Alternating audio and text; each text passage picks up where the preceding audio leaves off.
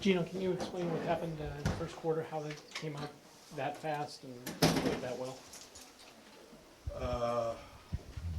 I don't know if I can fully explain it. I just think we played with a little bit more of a purpose defensively, and that got us off and running. We created a lot of easy shots for ourselves because of our defense. It was a real big turnaround from Tuesday night in terms of what our defensive intensity was. So I think more than anything else, I know we shot the ball well, but I think the way we started the game defensively was the key.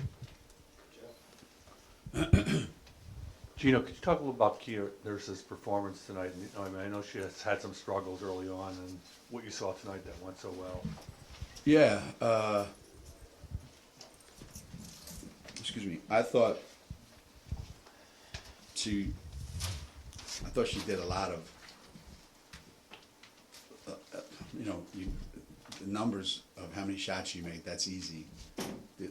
The other part is that she put herself in really good situations where she could make easy plays, take easy shots. She's been trying so hard to put points on the board that she's been fighting herself more than anything else. And I thought today she took all good shots except maybe one or two. And then she, I think, got very, very comfortable, and a lot of times, that's all it takes is to get comfortable, and I didn't see it coming, to be honest with you. I didn't see the score coming, what happened today. I didn't see what Kia did coming. Today at shoot-around, she missed, 5, 6, 7 in a row. I don't know what it was. And I was telling these guys, I had a great coaching moment. I was really proud of myself. I told her, you have two choices: either make them or stop shooting. Period. And then she started making all of them, and I figured, hopefully it would carry over. But you just got to get comfortable in this game. If you're not comfortable, if you're fighting yourself all the time, you can't be good. You can't be good. And today she was really good because she was comfortable. It was all very comfortable for her. You mentioned earlier setting the tone defensively, and we know DePaul is a very hard team to guard. What in particular did you think you did really well at the defensive end that turned into offense for you? And key is on the defensive end, that January kid just had great numbers, and what you did against her.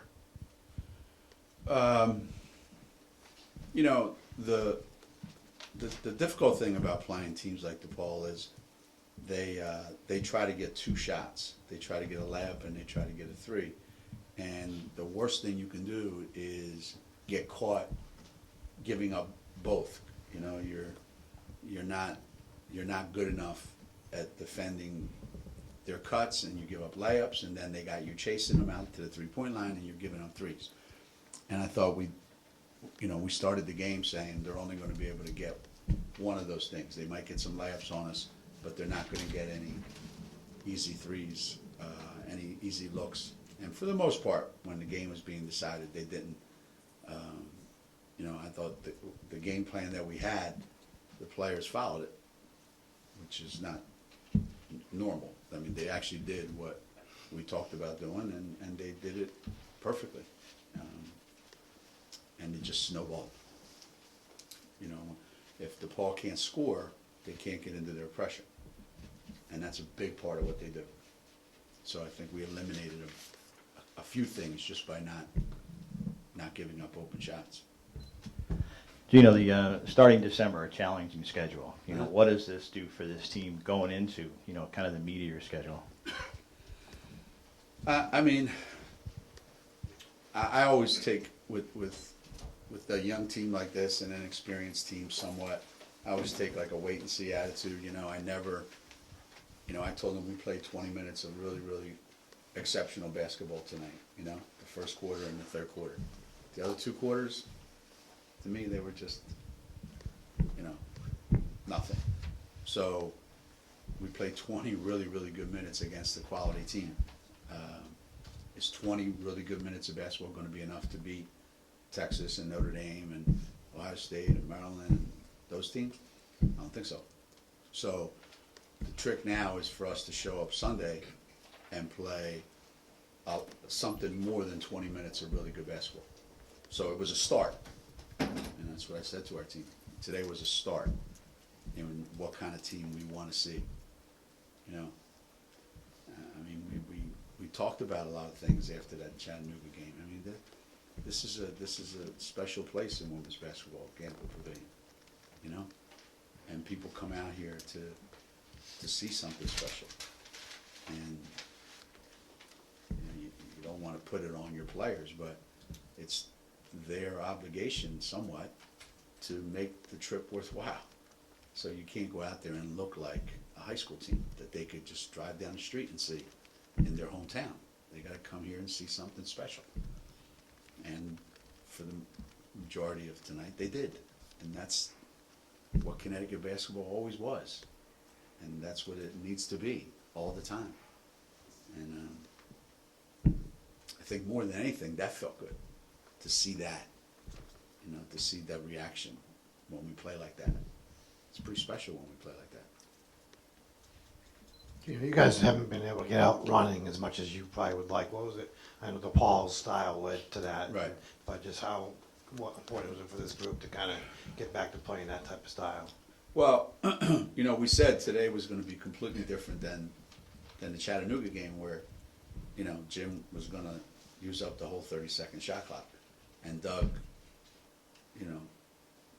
they could use a 3-second shot clock the way DePaul wants to play. They wanted to force the pace. So we knew that there was going to be a lot of opportunities for us to go up and down the floor. We just wanted it to be at our pace and our tempo rather than theirs. And when they couldn't score and they couldn't press, and then when they did press and we got layups, that, I think, just, I don't know that they were expecting us to run on them the way we did. They do that to people, and we talked about getting opportunities, and we got them, and we converted on them, and that set the tone. How much do you think it helped that Kia got those 3 layups in about 40 seconds, and she didn't have to worry about making a shot because she got 3 of the easiest shots? And that's sometimes that's all you need, Sometimes that's all you need is just to see the ball going in the basket, and to get comfortable.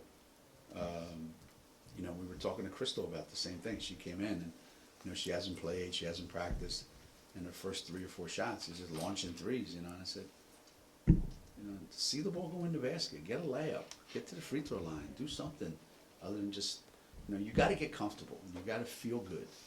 And Kia just felt good right from the first minute of the game.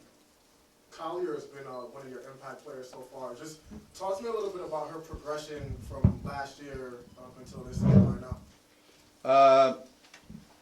Fisa has as much natural instincts for the game as anybody we've had here. I was telling somebody she reminds me a lot of, Carla Berube back in the day.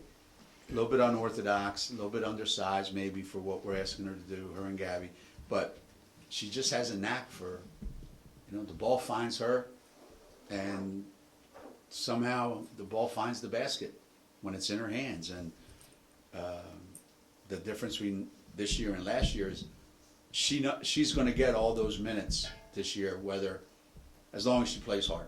And last year she knew her minutes were going to be limited because of who we had. And they were also limited because she,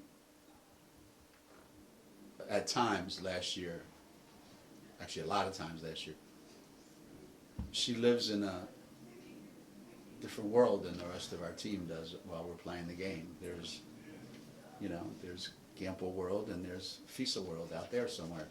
And she got caught doing that a lot last year, and it kept her on the bench. And there's less of that now. And there's more of the other. And it's just, That's only gonna get better. I mean, this is the worst she's ever gonna look. She's gonna get better and better and better, that kid.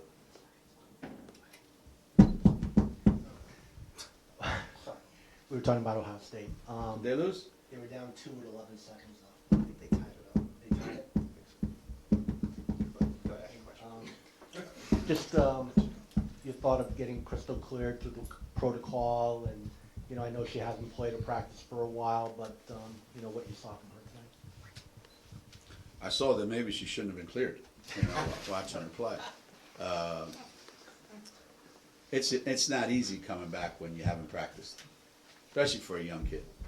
If you're an older guy, you know what the routine is, you know what the deal is. But she hasn't had one practice since, what was our last game? Dayton? Yeah. So since the Dayton game, she hasn't had one practice. And it showed. She was rusty, obviously, and a little tentative and a little bit unsure. But at least we got her out there, and at least we got her back into the mix. And obviously next week, she's going to be really, really key, in what we want to do. Really key.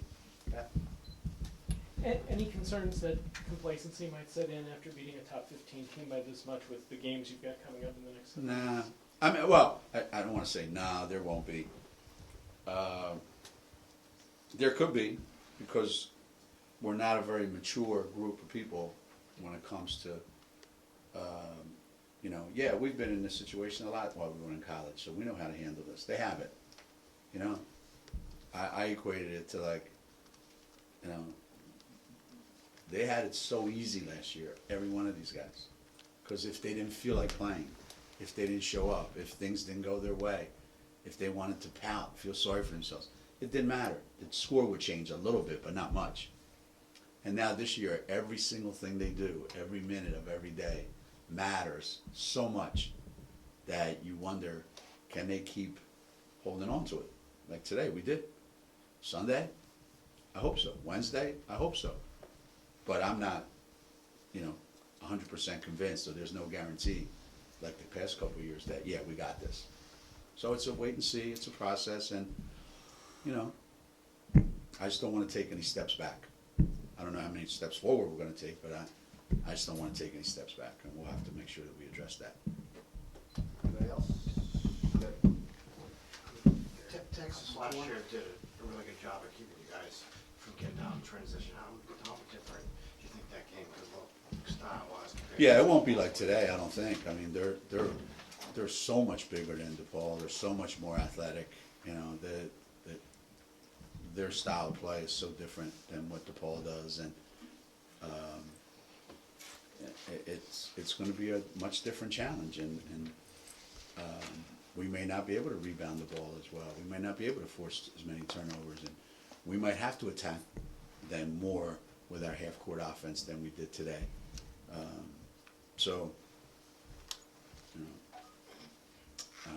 I went into this game and I didn't expect this. I wasn't sure what was going to happen, and I'm not going in Sunday's game having any expectations of what's going to happen. And, I'm taking every game like, all right, let's see how we handle this, and that's what I'm going to do about Sunday. You didn't expect this tonight. What were you expecting? I mean, do you sort of have a handle on? I expected them to score a lot more points. I expected them to make a lot more shots, and I didn't know how many we would make. We made more threes than they did. I mean, you don't expect that going in. Not the way they've been playing. So it's totally opposite of what I expected. Let's put it that way. So This is not the same DePaul team right.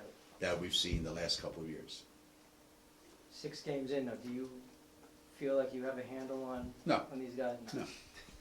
No, I don't. And I probably shouldn't. If I said, yeah, I got it, I'd be kidding myself, and I would be setting myself up for a huge disappointment later.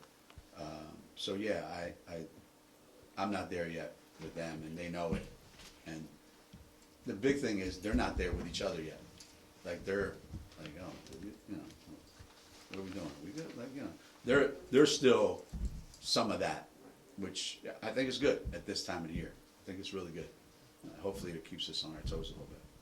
One time it wasn't from 10 to 20 to 30, like, quick knockout. It wasn't, you let them hang around. Yeah, that's, as I said, that's the way we used to do things here.